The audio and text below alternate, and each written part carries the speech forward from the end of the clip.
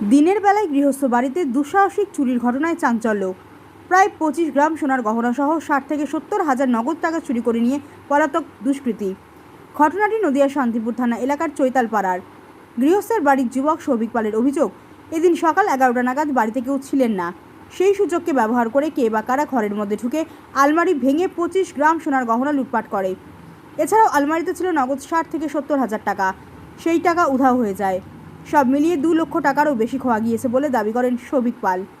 এই ঘটনায় শান্তিপুর থানায় লিখিত অভিযোগ দায়ের করা হয়। যদিও অভিযোগের ভিত্তিতে তদন্তে যায় শান্তিপুর থানার পুলিশ। সৌভিক পাল এও বলেন, এর আগে তাদের এলাকায় বেশ কয়েকবার চুরির ঘটনা ঘটেছে। তার বাড়িতে চুরির ঘটনার সাথে ওই দুষ্কৃতীদের যোগসাজশ আছে বলে তিনি দাবি করেছেন। এক প্রকার দিনের বেলায় গৃহস্থের বাড়িতে চুরির ঘটনায় এলাকায় চাঞ্চল্য ছড়িয়ে পড়ে।